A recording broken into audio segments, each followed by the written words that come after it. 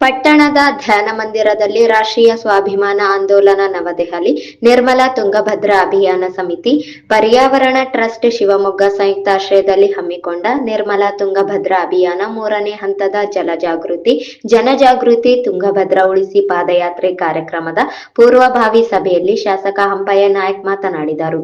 ಇಂದು ದೇಶದ ಬಹುತೇಕ ನದಿಗಳು ಕಲುಷಿತವಾಗಿವೆ. ಜನರಿಗೆ ನದಿಗಳಲ್ಲಿ ಹರಿಯುವ ನೀರು ಕುಡಿಯುವುದಕ್ಕೆ ಕೂಡ ಯೋಗ್ಯವಾಗಿ ಉಳಿದಿಲ್ಲ. ಕೇಂದ್ರ ಮತ್ತು ರಾಜ್ಯ ಸರ್ಕಾರಗಳು ಹಾಗೂ ಮಾಲಿನ್ಯ ನಿಯಂತ್ರಣ ಮಂಡಳಿಯಿಂದ ನದಿಗಳಲ್ಲಿ ಮಾಲಿನ್ಯ ತಡೆಯುವುದಕ್ಕೆ ಅನೇಕ ಕ್ರಮಗಳನ್ನು ಕೈಗೊಂಡರೂ ಕೂಡ ಜನರ ಸಹಕಾರವಿಲ್ಲದೆ ನಾವು ನದಿಗಳನ್ನು ಸ್ವಚ್ಛವಾಗಿಸುವುದಕ್ಕೆ ಸಾಧ್ಯವಿಲ್ಲ.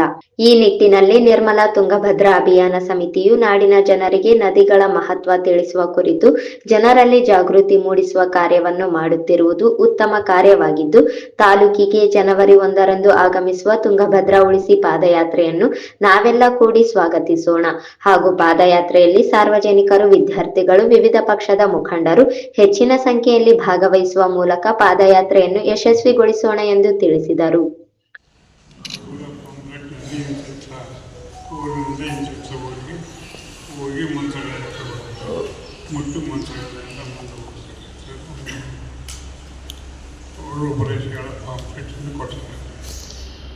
ಇದು ಯಾರೂ ಸರಿ ಮಾತಾಡಲಿಲ್ಲ ಅಂತ ನನಗನ್ನಿಸ್ತು. ಇದು ಯಾತ್ರೆ 3ನೇ ಯಾತ್ರೆ ಮಾಡಬೇಕಾದ್ರೆ ವ್ಯವಸ್ಥೆ ಹೆಂಗೆ ಏನು ಅನ್ನೋದ್ರ ಬಗ್ಗೆ ಏನು ಮಾತಾಡೋದು. ಯಾರೋ ಒಬ್ಬರು ಮಾತಾಡಿದ್ರೆ ಸರ್ಕಾರ ಕೊಡಬೇಕಂತ. ಸರ್ಕಾರ ಎಷ್ಟು ಕೊಡ್ತದೆ?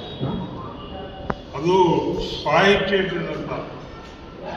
ನಮ್ಮ ತುಂಗಭದ್ರಾ ನದಿಯಲ್ಲಿ ನೀರು ಕಲುಷಿತವಾಗಿ ಮುಂದಿನ ಜನಾಂಗಕ್ಕೆ ತೊಂದರೆ ಆಗ್ತದೆಂಬ ಒಂದು ವಿಚಾರಕ್ಕೆ ಈ ಒಂದು ಅಭಿಯಾನದ ಮುಖಾಂತರ ಜನರಿಗೆ ತಿಳಿಸಿ ಹೇಳ್ತಕ್ಕಂಥ ಜಾಗೃತಿಗೊಳಿಸುವ ಸಲುವಾಗಿ ಈ ಒಂದು ಸಭೆ ನಾವು ಇರ್ತಕ್ಕಂಥದ್ದು. ಅಂದಾಗ ಇದಕ್ಕೆ ನಾವು ರೈತರು ಎಲ್ಲರೂ ಕೂಡಿ ಹಳ್ಳಿಗಳ ಮುಖಾಂತರ ಏನು ಹೋಗ್ತದ ಆ ಮುಖಂಡರ ನಾವು ನಿಮ್ಮ ಊರಿಗೆ ನಾವು ಇವತ್ತು ಬರ್ತೀವಿ, ಇಂಥ ಕಾರ್ಯಕ್ರಮ ಮಾಡ್ತೀವಿ, ಅಲ್ಲಿ ನಾವು ಇಷ್ಟು ಜನರಿಗೆ ಇರ್ತೀವಿ, ಇಷ್ಟು ಜನರಿಗೆ ನೀವು ಏನು ಬಂದರೆ ನಮಗೆ ಅಲ್ಲಿ ವ್ಯವಸ್ಥೆ, ವಸತಿ ವ್ಯವಸ್ಥೆ, ಊಟದ ವ್ಯವಸ್ಥೆ ಮಾಡಬೇಕು ಅಂತ ಹೇಳಬೇಕು. ಅಲ್ಲಿಗೆ ಏನಪ್ಪ ಅಂತಂದರೆ ಇದು ಮುಂಚಿತದಲ್ಲಿ ಇದು ಪ್ರಚಾರ ಆಗ್ತಾ ಇರಬೇಕು. ಪರ್ಯಾವರಣ ಟ್ರಸ್ಟ್ ಶಿವಮೊಗ್ಗ ಅಧ್ಯಕ್ಷರಾದ ಬಾಲಕೃಷ್ಣ ನಾಯ್ಡು ಮಾತನಾಡಿ, ಪಶ್ಚಿಮ ಘಟ್ಟದಲ್ಲಿ ಹುಟ್ಟುವ 12 ಉಪನದಿಗಳು ಸೇರಿಕೊಂಡು ತುಂಗಭದ್ರಾ ನದಿ ಹರಿಯುತ್ತದೆ.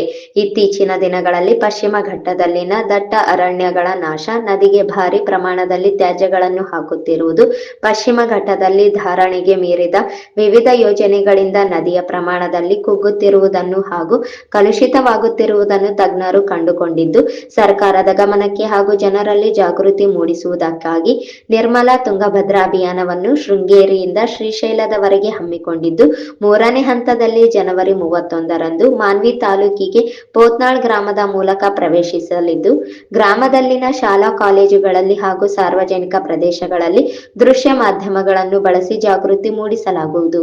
ನಂತರ ಪಾದಯಾತ್ರೆ ಮೂಲಕ ಹಿರೇಕೊಟ್ನೆಕಲ್ ಗ್ರಾಮವನ್ನು ತಲುಪುವುದು. ರಾತ್ರಿ ಚೀಕಲಪರ್ವಿ ಗ್ರಾಮದಲ್ಲಿನ ತುಂಗಭದ್ರಾ ನದಿಗೆ ತುಂಗಭದ್ರಾ ಆರತಿ ಪೂಜೆ ಸಲ್ಲಿಸಲಾಗುವುದು. ಜನವರಿ 1ರಂದು ಮಧ್ಯಾಹ್ನ 1 ಗಂಟೆಗೆ ಮಾನ್ವಿ ಪಟ್ಟಣಕ್ಕೆ ಪಾದಯಾತ್ರೆ ಆಗಮಿಸಲಿದ್ದು, ಬಹಿರಂಗ ಸಭೆ ನಡೆಸಲಾಗುವುದು. ಶಾಲಾ ಕಾಲೇಜುಗಳ ವಿದ್ಯಾರ್ಥಿಗಳು ಜಾಗೃತಿ ಮೂಡಿಸಲಾಗುವುದು. ಜನವರಿ 2ರಂದು ಮಾನ್ವಿಯಿಂದ ರಾಜಲಬಂಡ ಗ್ರಾಮದವರೆಗೆ ಪಾದಯಾತ್ರೆ ನಡೆಸಲಾಗುವುದು.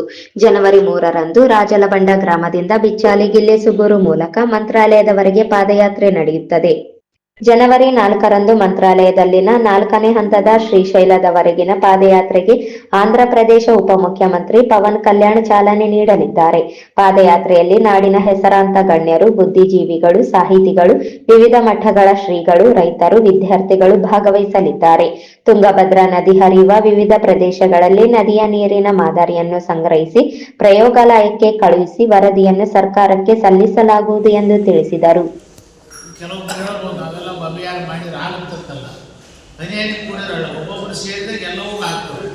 ಈಗಾಗಲೇ ಸ್ವಚ್ಛ ಭಾರತ ಅಂತಕ್ಕಂಥ ಯೋಜನೆ ತಂದು ಪ್ರತಿಯೊಂದು ನಗರಸಭೆಯಲ್ಲಿ, ಪಂಚಾಯತ್ಗಳಲ್ಲಿ ಏನು ವಿಲೇವಾರಿ ಮಾಡ್ತಕ್ಕಂಥ ಕಾರ್ಯಕ್ರಮಗಳು ನಡೀತಾ ಇದೆ. ಏನೇ ಸರ್ಕಾರ ಮಾಡಿದ್ರು ಕೂಡ ನಾವು ಎಲ್ಲಿವರೆಗೂ ಸಾರ್ವಜನಿಕರ ಕೈ ಜೋಡಿಸೋದಲ್ಲ ಆ ಕಾರ್ಯಕ್ರಮ ಯಶಸ್ವಿ ಆಗೋದಿಲ್ಲ. ಸರ್ಕಾರ ಬೇಕಾದಷ್ಟು ದುಡ್ಡು ಕೊಡ್ಬೋದು, ಮುನ್ಸಿಪಾಲ್ಟಿ ಕೊಡ್ಬೋದು, ಪಂಚಾಯತಿ ಕೊಡ್ಬೋದು, ನಾವೆಲ್ಲರೂ ಸೇರಿದಾಗ. ಆದರೆ ನಾವು ನಮ್ಮ ಮನಸ್ಸಿನಲ್ಲಿ ಬಂದಾಗ ಮಾತ್ರ ಅದು ಯಶಸ್ವಿ ಆಗ್ತದೆ. ಈಗ ಇದ್ರ ಬಗ್ಗೆ ಸವಿಸ್ತಾರವಾಗಿ ಉದಯ ಸಾಹುಕಾರ ಹೇಳಿ ಏನೇನಾಗ್ತದೆ ಮುಂದೆ ಬರ್ತಕ್ಕಂಥ ಕಾಲ ನಿರ್ಮಾಣಗಳಲ್ಲಿ ಈಗಾಗಲೇ ನೀರು ಬರಿತಾ ಇರ್ತಕ್ಕಂಥ ಒಂದು ಪರಿಸ್ಥಿತಿ ನಮ್ಮಲ್ಲಿ ಕಾಡ್ತಾ ಇದೆ. ಬರೀ ಕುಡಿಯೋಕ್ಕೆ ನೀರು ಸಿಕ್ಕರೆ ಸಾಕಂಥ ಪರಿಸ್ಥಿತಿ ಮುಂದೆ ಒಂದು ಕಾಲದಲ್ಲಿ ಬರ್ತಾ ಇದೆ. ಈಗಾಗಲೇ ನಮ್ಮಲ್ಲಿ ಭೂಮಿ ಸೌಳಾಗಿಬಿಟ್ಟಿದೆ. ಈ ಸೌಳಾಗಿ ಈಗಾಗಲೇ ನಮ್ಗೆ ಎಫೆಕ್ಟ್ ಆಗ್ತಾ ಇದೆ. ತುಂಗಭದ್ರಾದಲ್ಲಿ ನಾವು ಭತ್ತ ಬೆಳೀತಕ್ಕಂಥ ರೈತರು ಮತ್ತು ಬೆಳೆ ಬೆಳೀತಕ್ಕಂಥ ರೈತರು ಈಗಾಗಲೇ ಎಲ್ಲ ಭೂಮಿ ಬಂಜರ ಭೂಮಿ ಆಗಂಥ ಕಾಲ ಭಾಳ ದಿವಸಿಲ್ಲ, ಇಂದ ಹೇಳ್ತಿದ್ರು. ಆದರೆ ಈಗ ನಾವು ಕಣ್ಣಾರ ನೋಡ್ತಾ ಇದ್ವಿ. ಇದೇ ರೀತಿ ಮುಂದುವರೆದರೆ ನಾವು ಕುಡಿತಕ್ಕಂಥ ನೀರು ಕೂಡ ವಿಷಯ ಆಗ್ತಕ್ಕಂಥ ಒಂದು ಪರಿಸ್ಥಿತಿ ಇದೆ. ಈಗ ಸಾಕಷ್ಟು ಗ್ರಾಮಗಳಿಗೆ, ಸಾಕಷ್ಟು ಮುನ್ಸಿಪಾಲ್ಟಿ ಇರ್ಬೋದು, ಗ್ರಾಮ ಪಂಚಾಯತ್ ಇರ್ಬೋದು, ನಾವೆಲ್ಲರೂ ಕೂಡ ತುಂಗಭದ್ರದಿಂದ ನೀರು ಕುಡಿಯೋದು. ಅದು ಕೆರೆ ಮೂಲಕ ಆಗಿರ್ಬೋದು, ನದಿ ಮೂಲಕ ಆಗಿರ್ಬೋದು, ನಾವು ಹಳ್ಳದ ಮೂಲಕ ಆಗಿರ್ಬೋದು, ಎಲ್ಲವೂ ಕೂಡ ಬರೋದು ತುಂಗಭದ್ರಾ ನದಿಯಿಂದಲೇ. ಈಗಾಗಲೇ ತುಂಗಭದ್ರಾ ನದಿ ಎಷ್ಟು ಇದಾಗಿದೆ ಅಂದರೆ ಎಲ್ಲ ಪಟ್ಟಣದ ಇರ್ಬೋದು, ಹಳ್ಳಿಗಳಿರ್ಬೋದು, ಎಲ್ಲವೂ ಕೂಡ ಮತ್ತೆ ಅದೇ ನದಿಗೆ ಬರ್ತವೆ. ಅದೇ ನೀರಿಗೂ ನಾವು ಕುಡಿಬೇಕಂತ ಪರಿಸ್ಥಿತಿ ಆಗಿದೆ. ಇದನ್ನು ಹೋಗಲಾಡಿಸ್ಬೇಕಾದಾಗ ನಾವೆಲ್ಲರೂ ಕೂಡ ಇದಕ್ಕೆ ಕೈ ಜೋಡಿಸ್ಬೇಕು.